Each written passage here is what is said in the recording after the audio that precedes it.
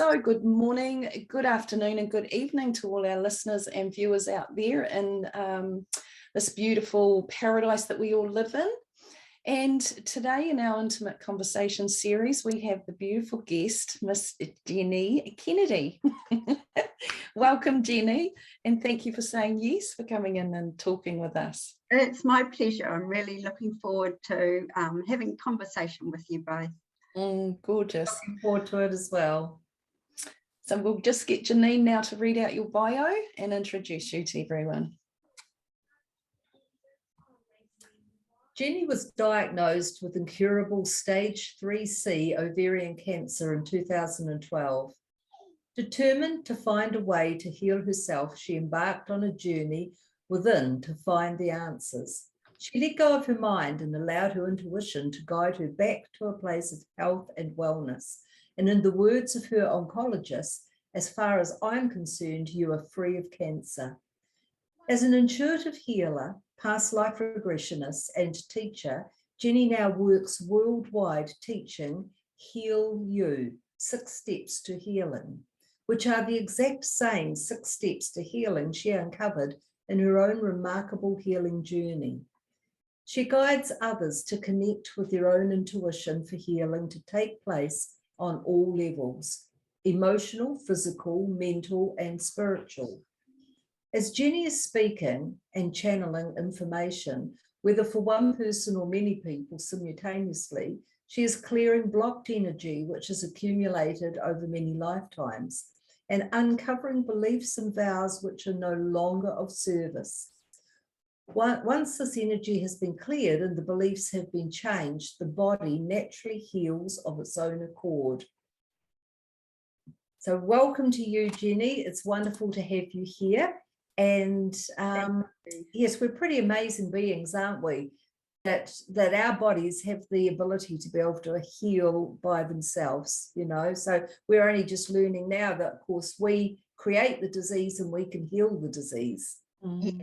Yes, we can. Although I do, you know, it's not like I can offer total cure, or I say it's a difference between curing and healing, actually, because curing is just eliminating the symptoms, whereas healing is identifying with our spiritual selves, and the bonus from healing can be the curing. But it's still valuable, whatever, you know, life, because we're all going to exit this world at some stage. So it's to make the best. The programs I run are called Living Your Best Life, actually. So it's to live your best life no matter what is going on, really. That's my understanding and what I teach as healing. That's fantastic. And of course, there's so many that will value this particular video because they'll be on that journey, or they'll know somebody in their family that's on that journey. So I felt it would be valuable for you to share some of your own healing journey, Jenny, so that the viewers may get an understanding of how it was for you. Well, I mean, I'd been doing this work for about 10 years, so it was a heck of a shock when I got the diagnosis, because I felt healthy and well, but I just had a lump sort of growing down in my lower abdominal region. And I could tell straight away by the reaction of my doctor that something was up. And so when they did all the tests and then told me that I had incurable stage 3C cancer, I really didn't know what I was going to do. I prayed for a miracle, but in my heart of hearts, because the time I did choose to have an operation, one of my tumours was like the size of a melon. Wow. So I really knew that a miracle healing wasn't possible for me. So I had the surgery and then decided, you know, what I was going to do. And I started doing chemo, which and this is what I teach my client, is it's not just one way or another, it's what resonates with each individual person. And so it's that what you can do to get yourself out of fear, so the least amount of fear. And where I was at with my diagnosis, the least amount of fear for me was to go and have the operation and then start the chemo. But something really amazing happened. It was about 10 days following my diagnosis, because I was just in so much fear, you know, them telling me that they can't. I woke early one morning. It was between, you know, the sleep and wake, you know, when you're sort of semi-conscious. Yes. And it was like a voice in my head just said to me, "You're healed." But my whole body just relaxed and let go. And I sort of thought, this is kind of weird. What's going on here? But I thought, yeah, I'll take it. But when I was doing my research afterwards, what I came to understand was when we're facing a life and death situation, often our intuitive part of the brain can override the logical thinking part. And I think probably because I have a very highly developed intuition, it was easier for me to step into that place, or for that to come to me. But it didn't stay like that all the time. I still would go into the fear and, you know, couldn't stay in that place of totally believing. So that was a work in progress to keep coming back to that place of believing I was healed. And how I did that was I'd use oracle cards every day to bring through the messages. And I'd also ask my guides and angels to send me signs. And it was unbelievable when they did. One day I just, you know, got out from the medical people, and I was thinking, am I crazy? Can I really heal this? So rather than allowing my mind to ruminate, I just thought, stop this, Jenny, call in your guides and angels and ask, give me a sign if you can heal. No sooner had I done that, and a car pulled up in front of me, scrawled right across the side, WELLS. Wells. And I'm going, thank you. So this is how I kind of built up my faith with my healing. Yeah. That's beautiful. And it is a work in process, you know, it is a working process that we have to often go through to remove that fear, because we wave in and out of it, don't we? We sort of get on that, like you were saying, you were all there for a minute and the next minute we might be off again. And it's just a matter of pulling ourselves back to that alignment, isn't it, of the truth? Yes, yeah. And you know, if we don't ask, you know, we're not given those signs. So it's for me, my healing, it's a co-creation between my own intuition and the divine, whatever you want to call it, assisting me as I went along. And so that sort of swayed a lot of my decisions, because a lot of my clients will say, oh, you know, what food do I need to eat, and what supplements do I need to take? And they're totally focusing on that aspect. I didn't change my diet at all, because I knew it wasn't my diet. Yeah, I'd have a glass of wine occasionally, and I certainly love chocolate.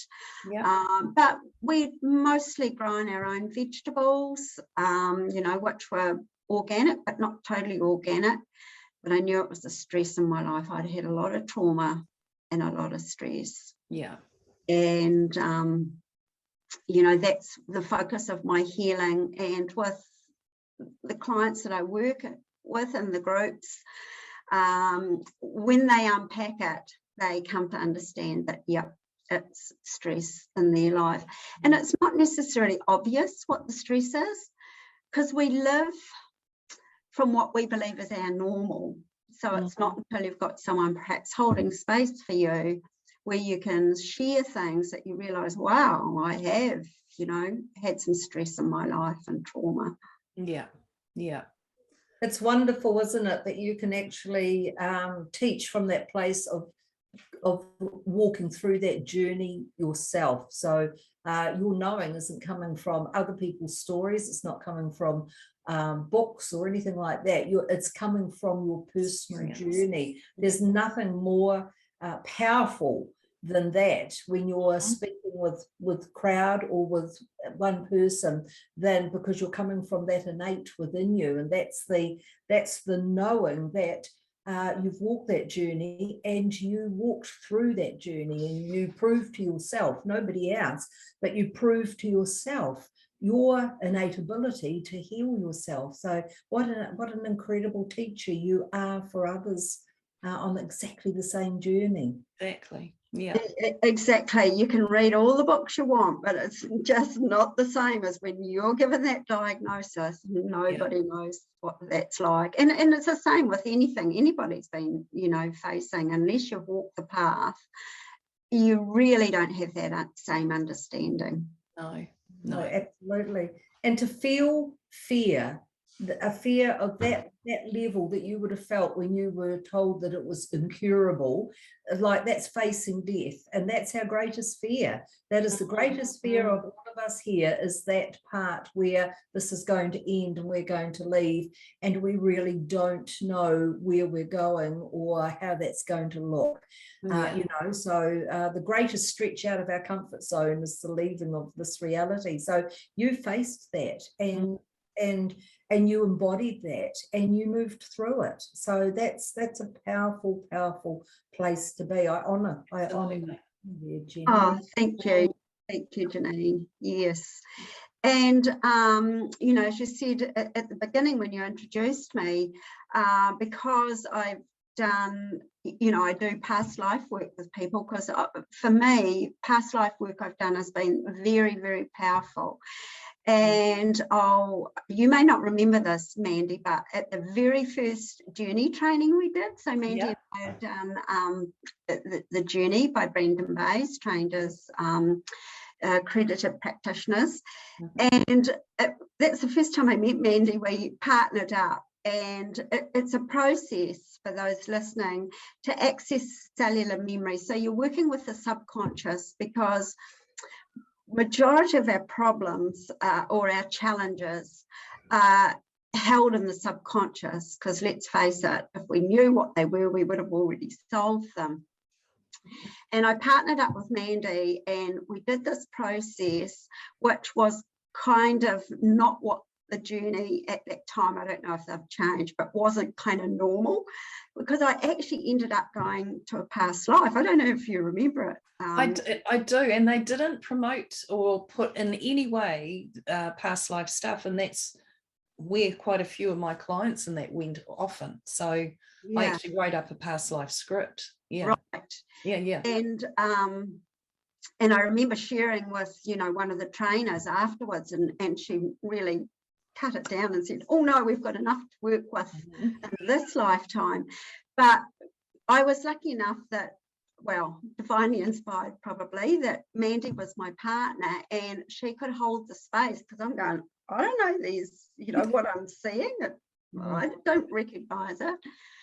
But it was so powerful. In fact, the physical feeling was almost like I was having a heart attack, when I'm assuming my heart chakra was opening as I was releasing this stuff.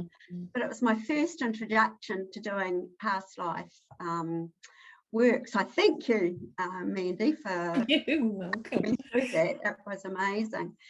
But when I did get my diagnosis, and I thought, oh my gosh, because that was the only past life process I'd ever done.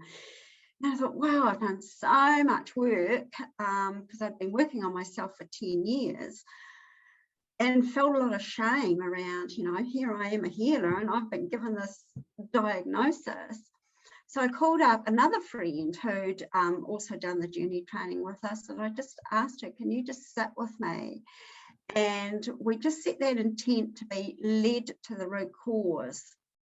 And once again, I was taken back to another past life, which was the second time I'd ever done a past life regression. And it was so powerful, where I was a witch being burnt at the stake.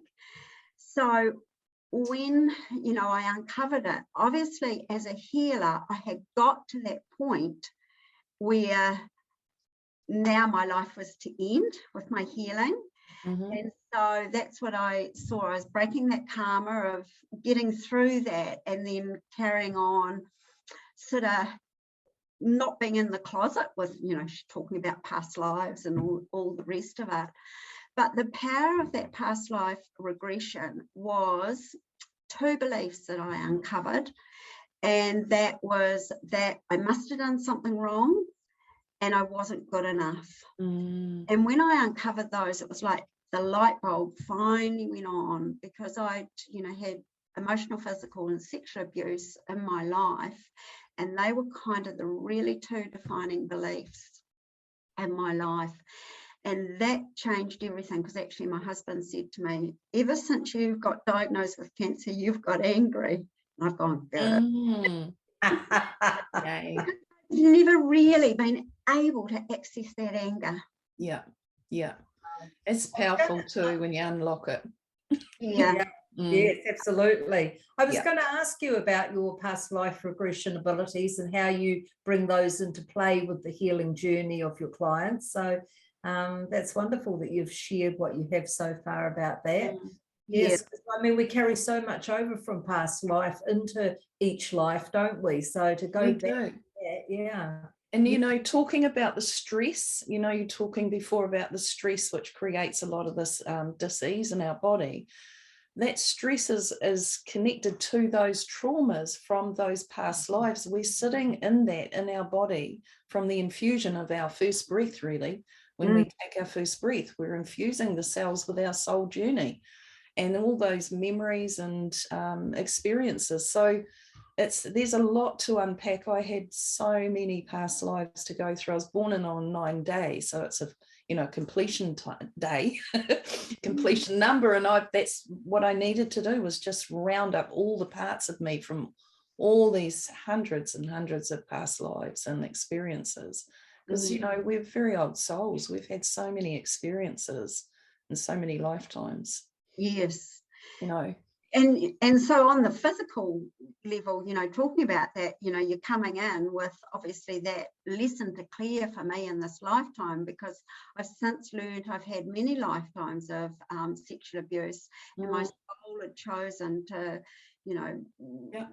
rid myself of that karma in this lifetime. But because I had those beliefs that I wasn't good enough and I must have done something wrong, all the time I was looking out to what could go wrong, and I've got to get it right. So I became a chronic people pleaser, and my body was always on high alert. And so I could never actually, because I was diagnosed then with suffering from PTSD, and they hooked me up to a computer to see how often my body went into the parasympathetic. So the parasympathetic is when we are resting and restoring the body. So we have stress, and then we go into the sympathetic nervous system, and then we relax back, and the parasympathetic gets activated. So we heal from that, little bit of stress we had. This is how we live our lives. But when they hooked me up to this machine, I thought I was totally relaxed. Not once did my body kick into parasympathetic. Wow. So I was really a walking disaster. It was going to happen sooner or later. So what I've had to do is learn to breathe properly through the breath. I was always up here breathing, and the parasympathetic, that place of resting, restoring, kicks in when we come down, and belly breathe. So that's and do you teach that as well in your yes yeah the breath is so important, isn't it? And people don't realize it. The breath is everything. Yeah, it really is everything, because that's allowing the chi or the ki energy to flow through us, and it's through the breath where the blockages get created and then turn into dis-ease. Yeah. Yes, we take it for granted because it's an automatic thing, and so it's a conscious breather. Yeah. So how do you know what to focus on, Jenny, for our healing? Like how do we know? Well, I did that, what I call the lead to the root cause, and I uncovered those two beliefs. So then we do have many beliefs, but it's just where we get triggered in our everyday life. So I encourage my clients to come back into their bodies, because our bodies are the barometer to our souls.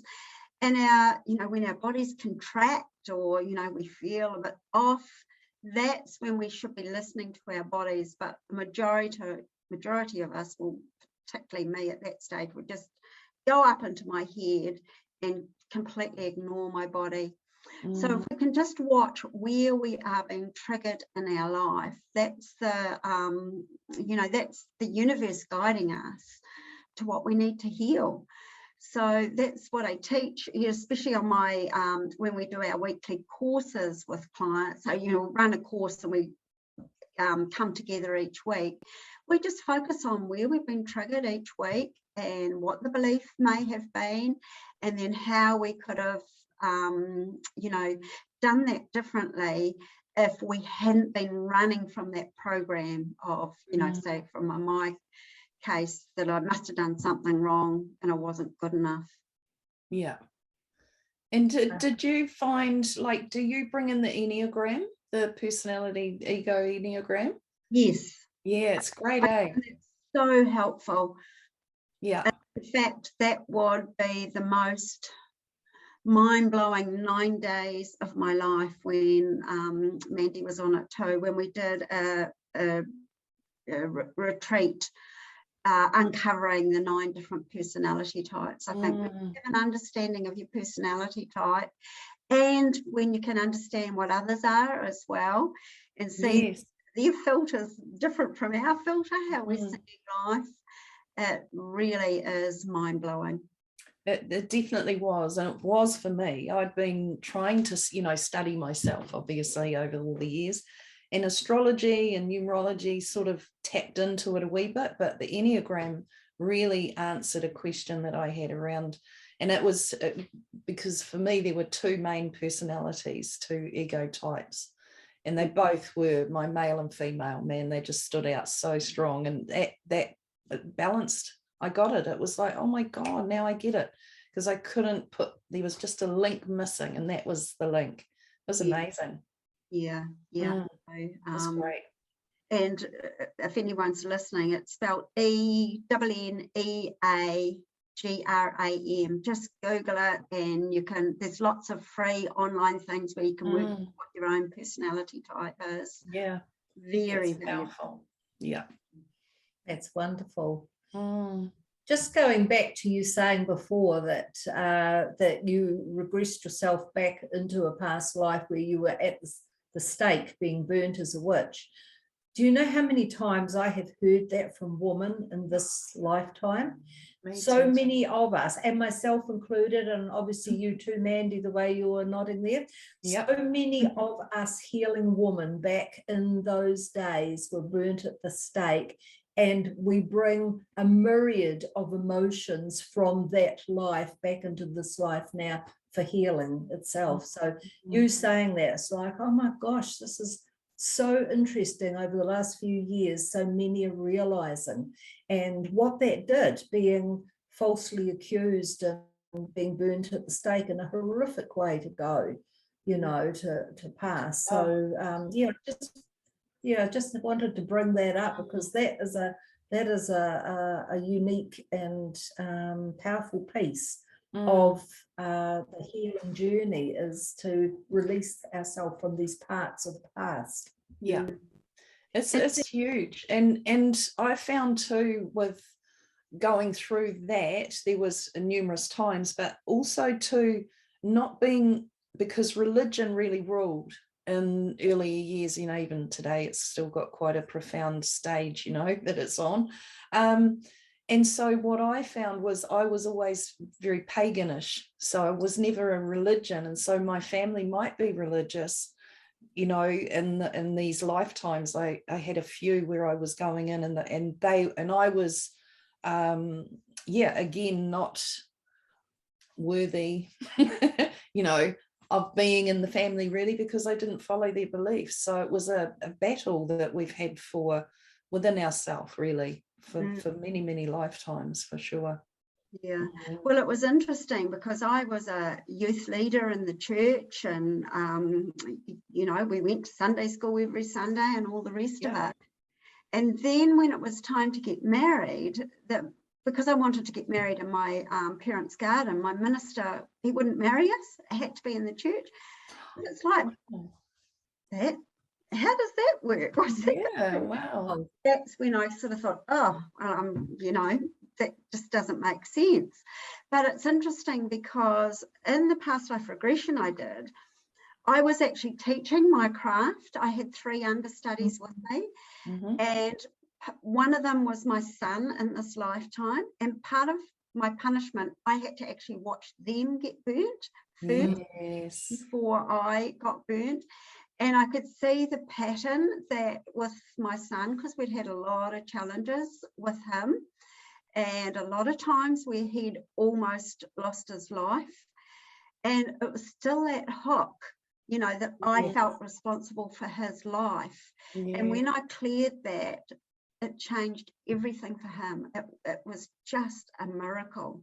But one of the things that did happen once, it just so happened because I've got another son that lives in the UK. So I think it was about 18 months after my diagnosis, we went to Europe, and I just said to my husband, I need to go some places and I don't know where I need to go.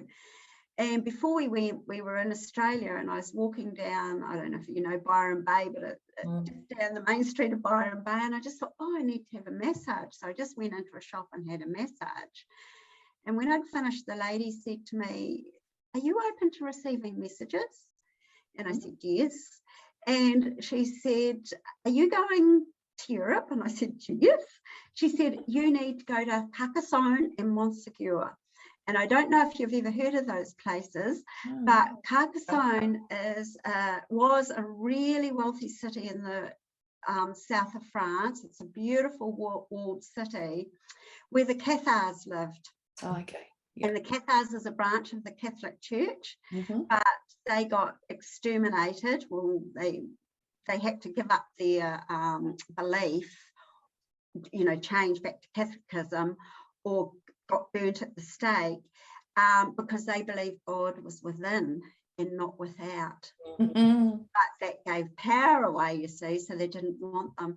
So this pilgrimage that was totally divinely led, that we went down into Spain and through France and many places, which I realized was me connecting with the energy of those past lives and clearing them. And it's interesting, when we went into Carcassonne, my husband, who's an engineer, so he's so in his head, not into this stuff at all.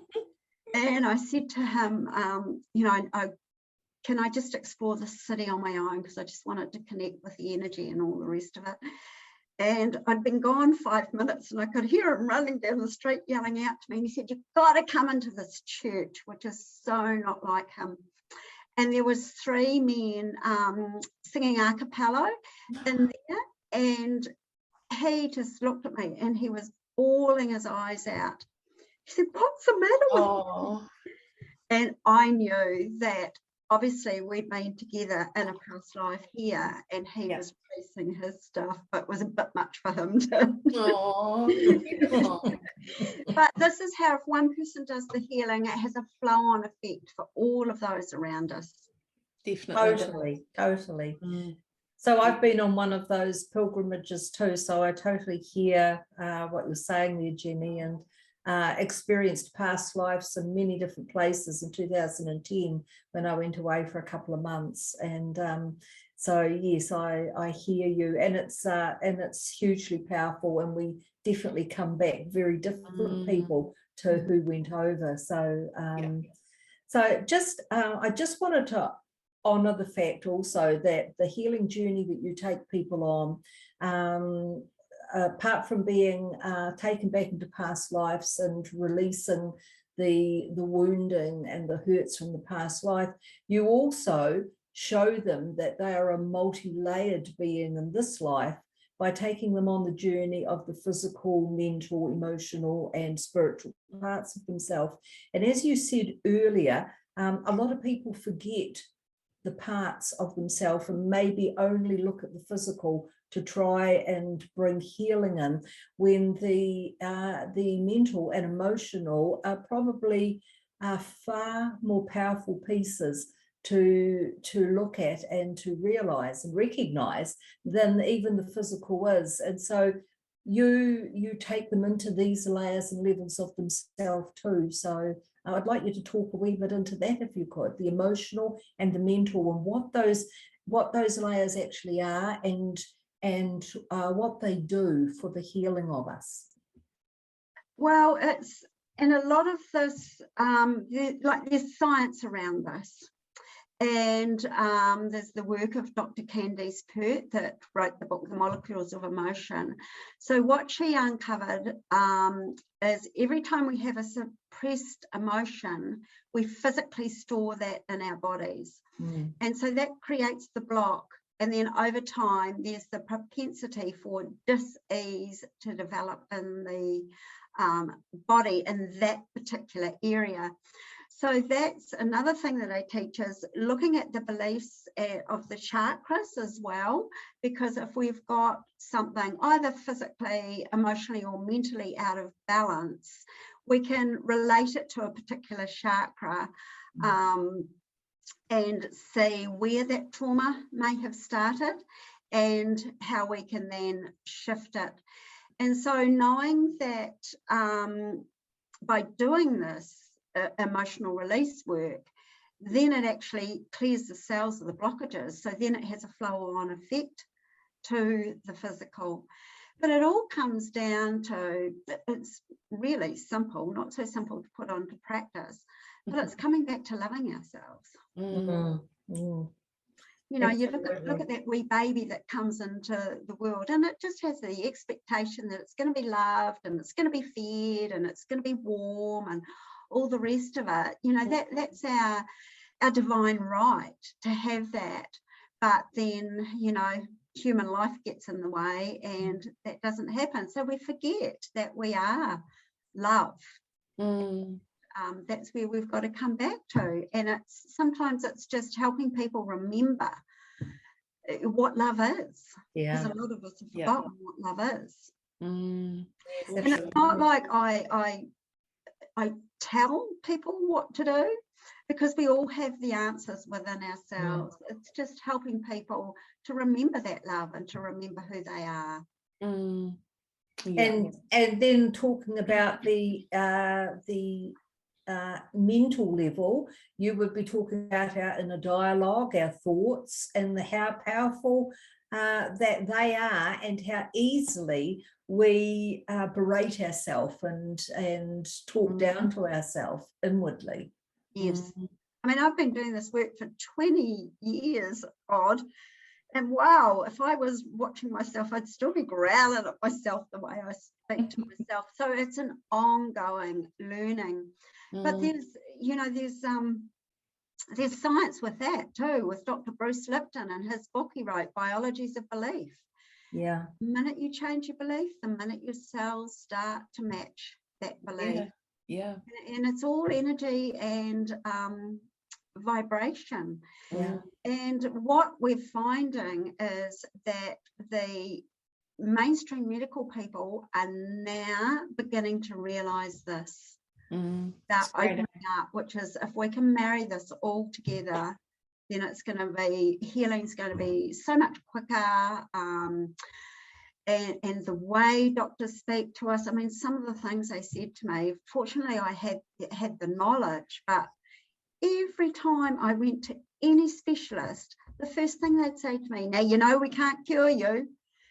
I just thought, why? When someone's in a state of trauma, it's so easy for the subconscious to be programmed. Yes. And when I'd walk out of my specialist room, I'd have to do a lot of work clearing their fear, you know, and their reality, their belief. That's my belief. Yeah. And you've got the awareness. That's why you could walk out of their room and you could clear away their energy. But look how 99% of people would walk out of their room. You know, it's there's a huge responsibility with specialists and doctors and surgeons. And that's right. Yeah, and most of them are trained through the pharmaceutical, which is doesn't have our best interests at heart, shall we say, subtly there. Yes, absolutely. Because there's been studies done on, you know, the placebo and what's known as the nocebo. So when they're telling you you can't I can't cure you. That's the nocebo, and it can have up to an 80% effect on our healing. That's huge. Yeah, that's huge. Absolutely huge. Yeah. I remember my auntie being told, great aunt, and she was told she was riddled with cancer, and you've got 6 months to live. Well, she just said no way. Like, absolutely no way. She 15, 16, 20 years later, she actually died of a heart attack. Cancer didn't take her out, and she wasn't going to listen to that doctor. She was amazing, and she was a big influence in the way that I saw how people healed. It was through the mind. She was absolutely not going to go along with that doctor. No way.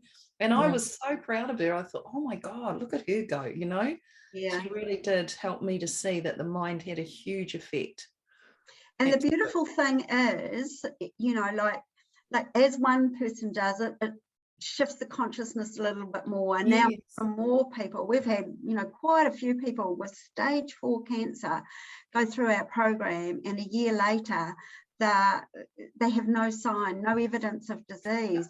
So the more and more people do that, the more people will step into that place of belief. And that's the only difference. They're not doing anything except believing that they can heal. Yes. Wow. And did you find, Jenny, that you had a secondary gain?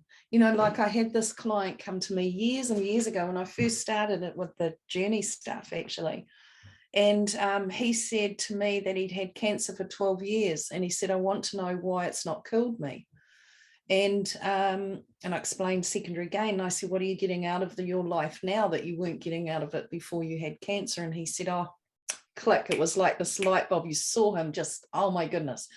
And he'd been wanting a spiritual life. He wanted to go to meditation and workshops and do all that, but he was too busy working and providing for family. He felt that he didn't have time or desire, really, that was there, but just not the time. So he, in his cancer, of course, that's what he was doing all the time.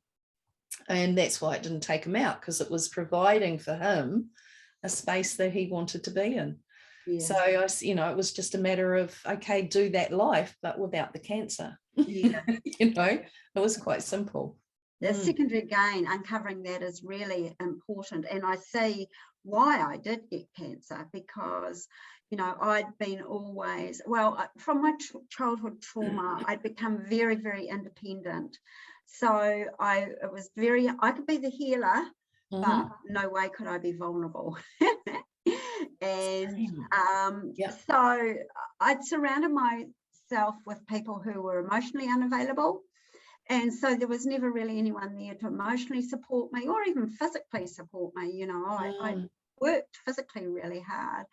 And I see what the cancer had done. It had put me in a place of learning to be vulnerable and to get emotional support. And, in my relationship, I, said to my husband, you're going to have to step up, because I can't do this. Good on you. It's the strong one. That's incredible, eh? I found and discovered in that my secondary gain was that I broke bones, and I've had probably 16 or so broken bones in my body over my life.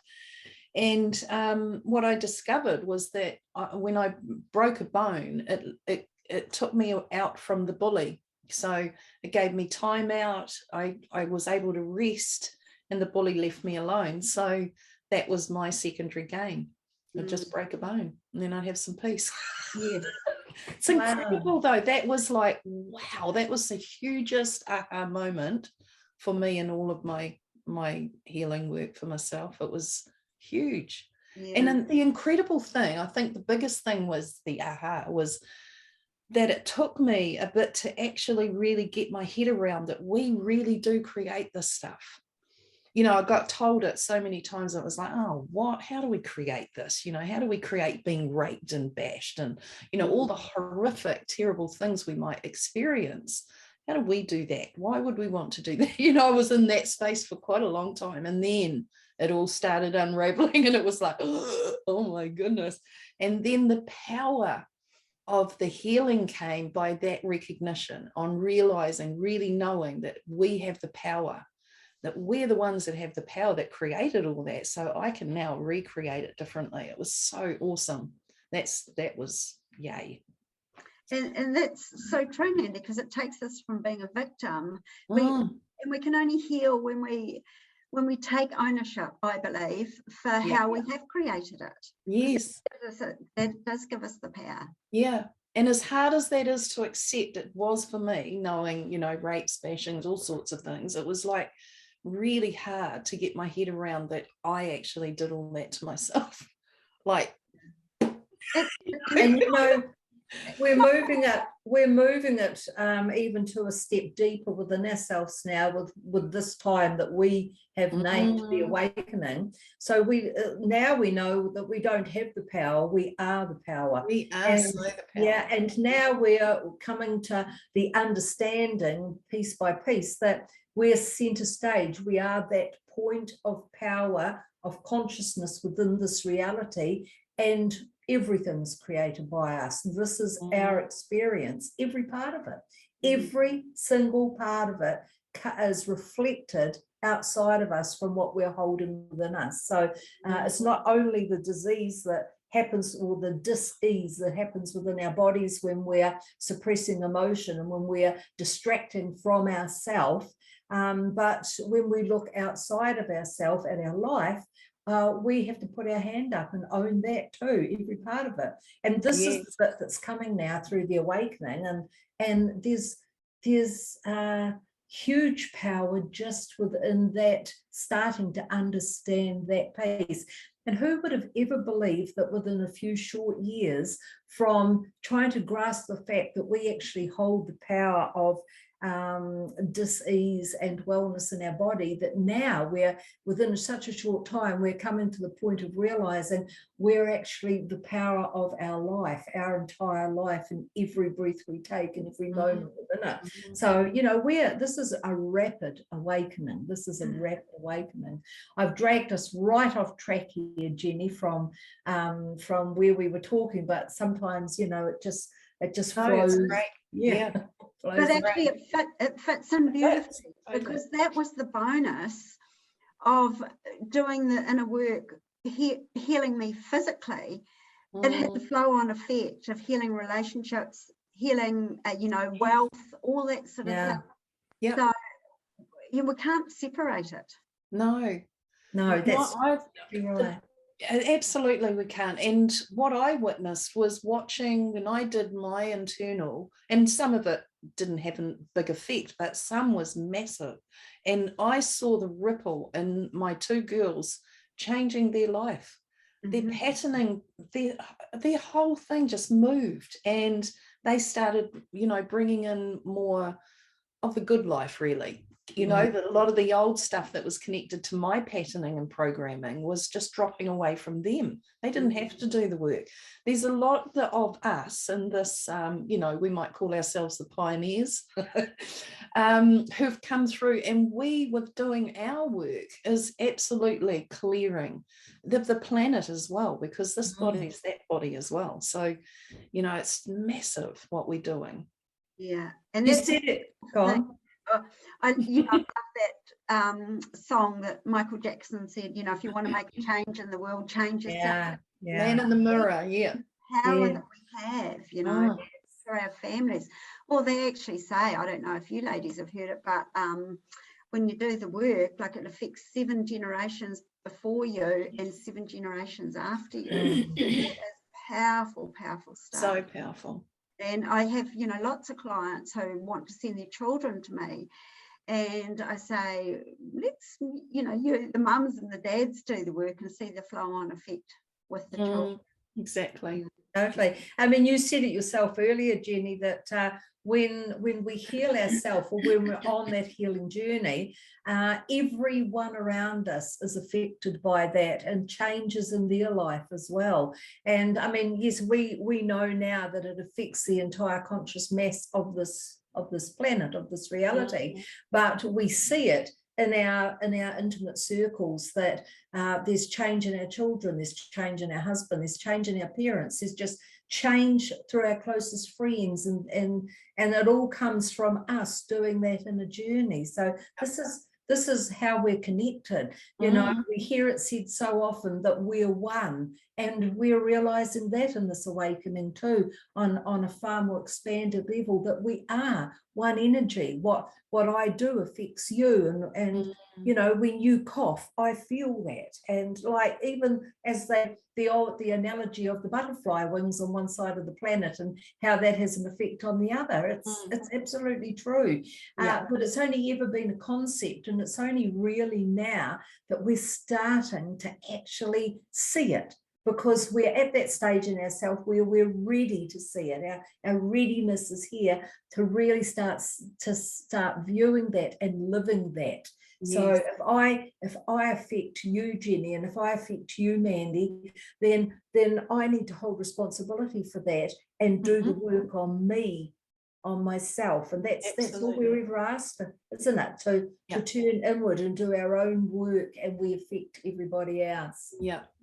And that effect, you know, I was just rippling out there, seeing too that it's, you know, even our pets are a part of that old program too, you know, often.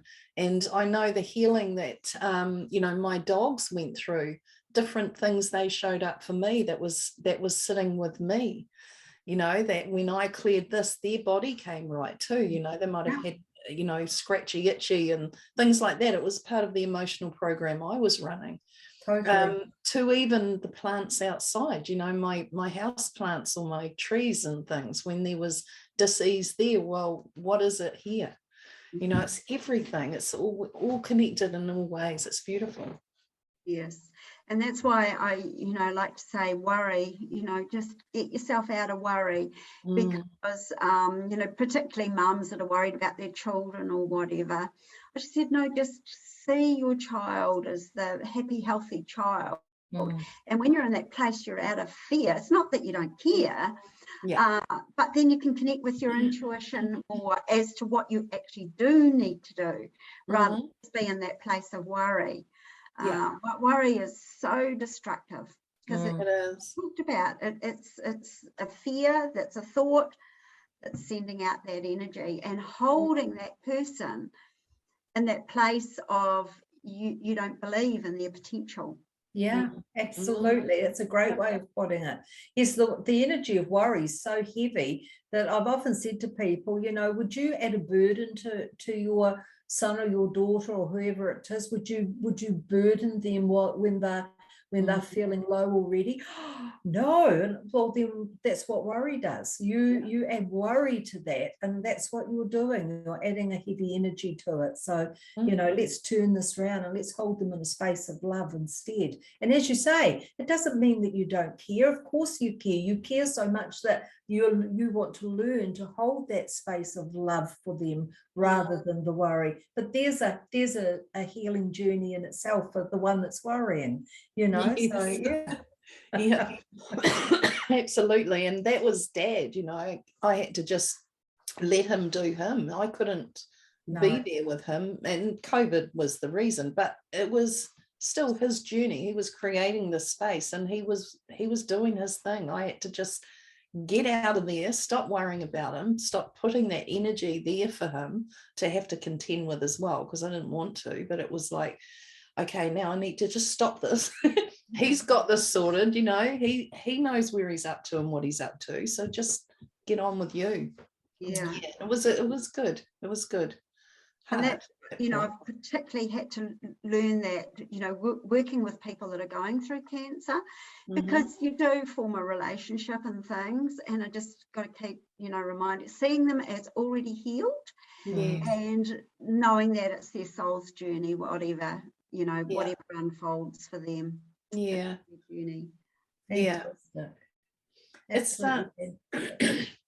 just thinking about that, sitting with clients, you know, and you know, it's that thing, you know, people will say, probably have said to us all throughout our life too, you know, you've got so much potential. I wish you could see what I can see, you know.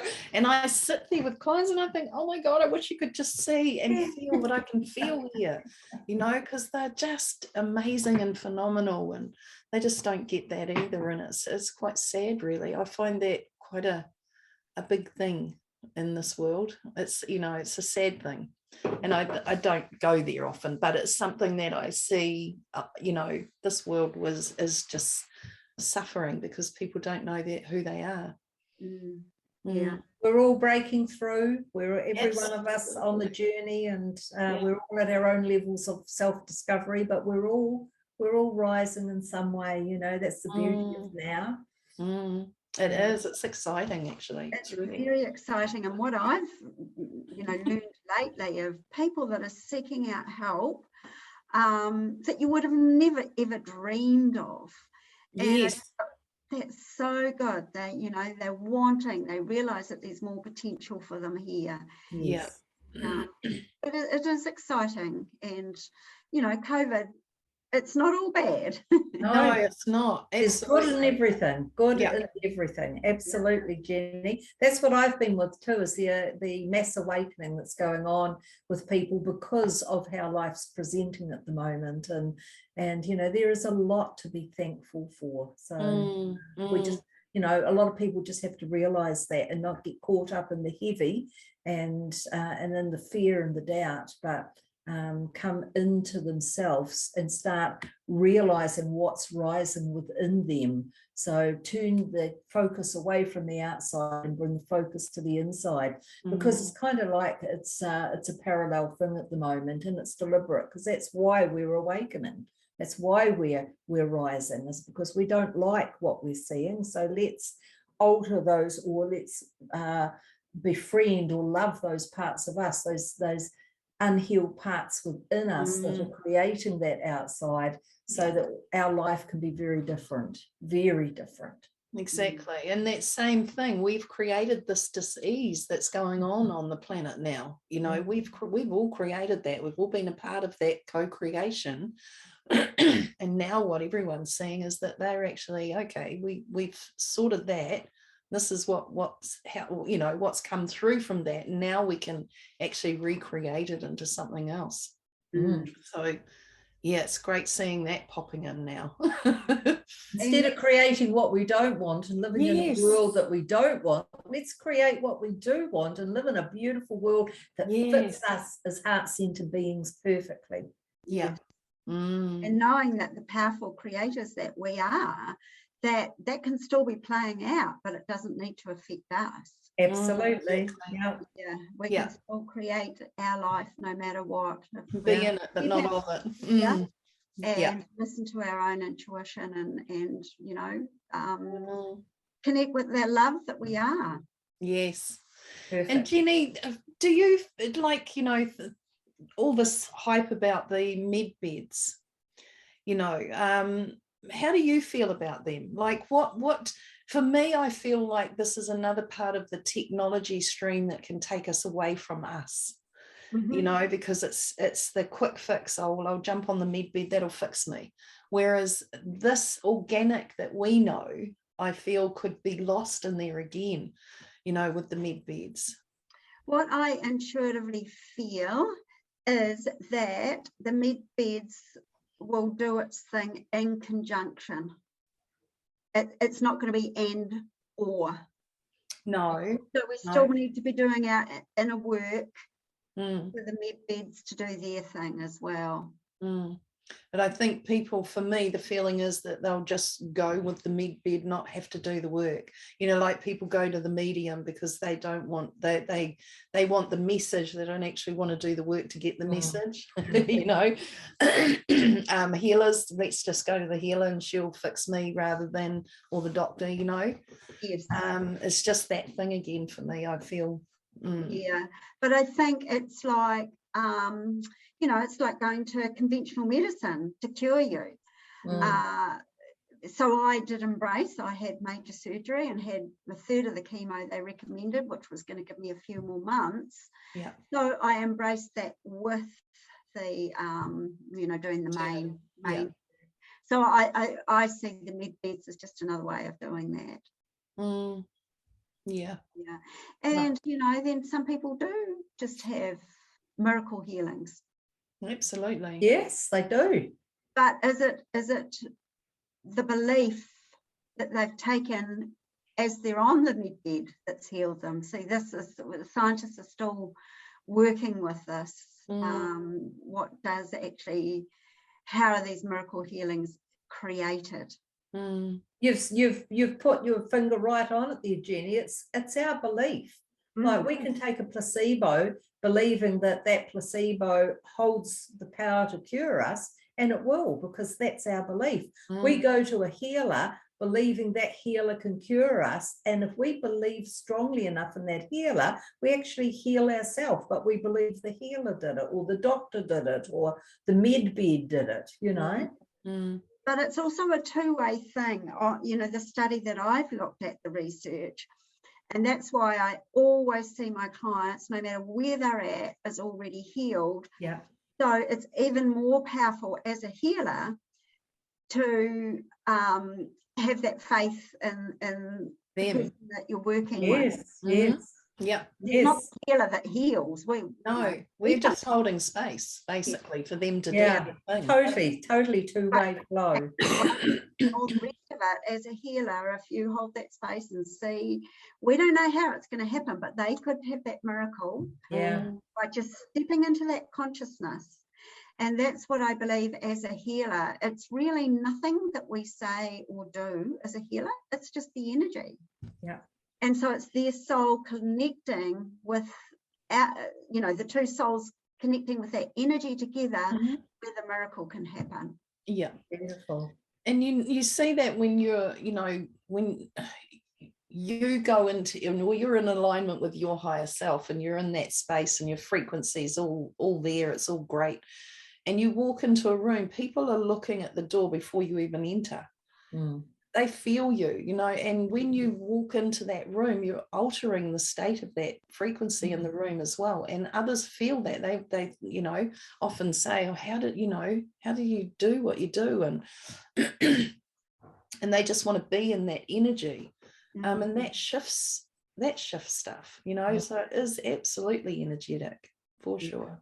Yeah, and you're right, people do feel it. I remember I'd worked with a client, and then the next day her friend rang me and she said, I don't know what you do, but I want what she's got. Yeah, that's it. Yeah. The shift in her friend.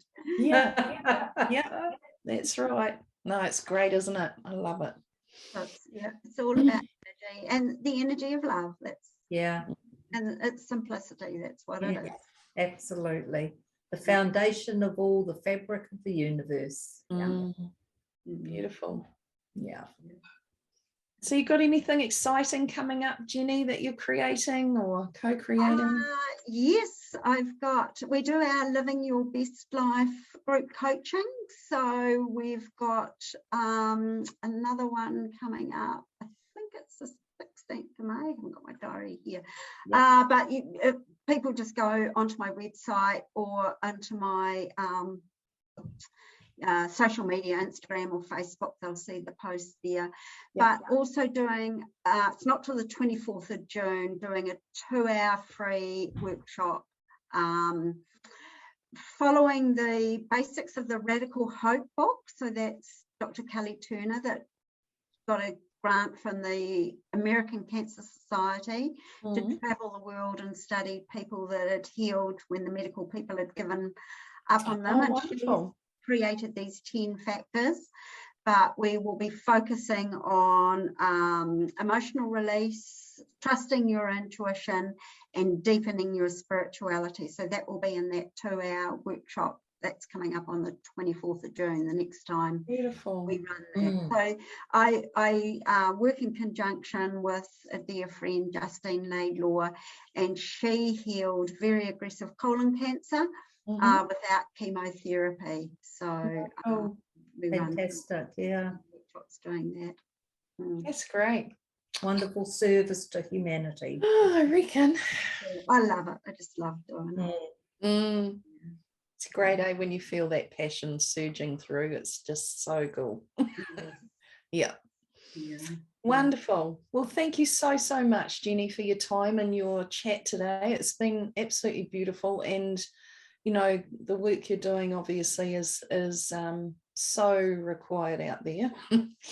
as you know. So, you know, again, we don't have to tell you to keep going because you'll just do that. Yeah. Beautiful. No, thank you so much. It's been really wonderful talking with you today, and hope to see you in person soon. Yes, that would be lovely. Lovely to Yeah. share time with you again, Jenny. It's been a long time. Yes, it has been a wee while. Yeah. Good to see you. Thank you. Gorgeous. Take care. You Thank too. you. Bye-bye. Bye.